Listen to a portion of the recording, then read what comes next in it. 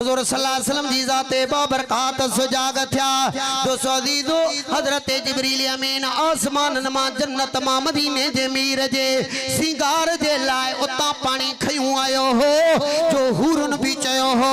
जिब्रील महबूब खे वुज़ू कराए जा आमना दे लाल जे वुज़ू वारो बचल पानी वरी असां दे खणी अच जा असां पंहिंजे चेहरन खे लगाईंदियूंसी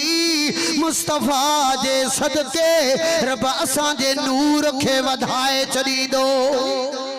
हजरत जिब्रील अमीन मदीने जे मीर के तैयार कराए मस्जिद हराम में नफल पड़ी बुराक जे वेझो आया अल्लाह जे महबूब मदीने जे मीर गमज़दा थी पिया अखिन में लुढ़क अची विया हुज़ूर सल्लल्लाहु अलैहि वसल्लम जे लाए अल्लाह फरमाए जिब्रील मुझे महबूब के ॿुधा अॼु रोइण वारी रात ना है अॼु परेशानी वारी रात ना है अॼु गमज़दा थियण वारी रात ना है छाजे करे पियो परेशान थी हजरत जिब्रील हुज़ूर खां पुछन था पिया हुज़ूर मुझा मौला मुझे लाए सवारी जो इंतजाम मुझी उम्मत कयामत वारे दी 50,000 वरन जो दी होंदो उनन जे मथा गुनाह जा बोझ होंदा उन्यारी होंदी मुझी उम्मत बुखाइल होंदी उहे एडो वडो सफर किए तय कंदा अल्लाह फरमाए सोना घबराए न जे जे जी दिल में तो मुस्तफा जी मोहब्बत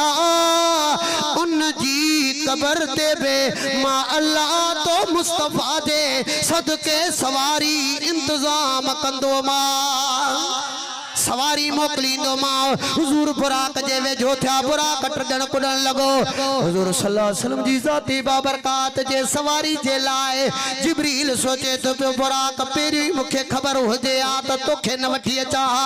होदे आमना जे लाल लाए रोई पियो हिते सवार थियण नथो दी टडी कुडी तो जिब्रील के बुराक थोचे जिब्रील अज तो चुप कर अज हिकड़ो शर्त महबूब जी खिदमत में पेश करणो आ रस्तो करे सोना अज इन शर्त जे बुनियाद ते मुझे मथा सवारी कयो जो कयामत वारे दी में मुझे मथा सवारी कंदव हुजूर फरमांदा मंजूर आ बुराक वारी सवारी ते सवार थिया दोस्तों अजीजो ईसा अलैहि सलाम जे जमन वारी जगह ते नफल शजरे मूसा ते नफल मदीनतुल मुनव्वरा में नफल सफर कंदे कंदे विच में अजीबो गरीब गालियूं आयो मदीने वारे सही जे सामो केडी मल खीर जा प्याला केडी मल शराब जा प्याला केडी मल केड़ा किस्म जा मानू प्या चा अल्लाह दा महबूब सफर तय कंदा कंदा मस्जिद अक्सा आया दिठो त कमो बेशे 1,24,000 अंबिया किराम बिठा हुजूर सल्लल्लाहु अलैहि वसल्लम जी ज़ाती बाबरकात उनन सा मिलिया मस्जिद में आया हजरत जिब्रील आजान चई तकबीर भी चई हुजूर दिसन था प्या त कलीमुल्लाह भी मौजूद आ आदम सफीउल्लाह